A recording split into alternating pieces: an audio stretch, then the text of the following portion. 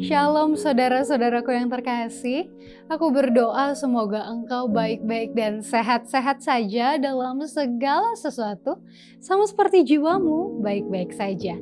Marilah kita nikmati firman Tuhan melalui buku Membina Pola Makan dan Diet. Sebagai satu obat penyakit, bagian yang kedua. Mereka tidak perlu mengharapkan pada mulanya akan menikmati jenis makanan yang begitu berbeda daripada yang telah mereka makan dalam pemanjaan diri.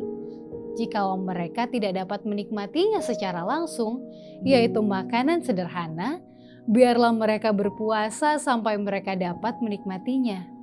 Puasa itu akan membuktikan kepada mereka keuntungan yang lebih besar dibanding obat-obatan. Karena perut yang disalahgunakan itu akan mendapat istirahat yang sudah lama didambakannya, lalu rasa lapar yang wajar akan dapat dipuaskan dengan makanan sederhana. Untuk memulihkan selera yang sudah salah, seseorang memerlukan waktu agar alat pencernaan itu dipulihkan kepada keadaan yang serasi.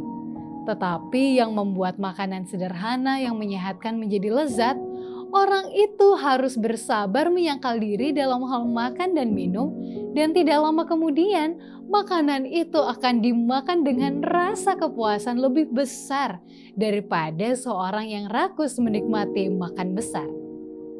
Pemikiran yang salah tentang reformasi.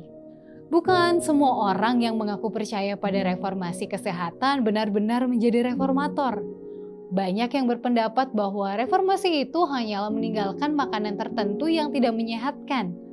Mereka tidak memahami dengan jelas prinsip kesehatan dan meja makan mereka masih dipenuhi dengan makanan mewah, jadi mereka bukan menjadi contoh pertarakan dan kesederhanaan kekristenan. Satu golongan lain ingin memberikan contoh yang benar, tetapi melampaui batas arah yang berlawanan. Sebagian orang tidak sanggup memperoleh makanan yang paling disukai.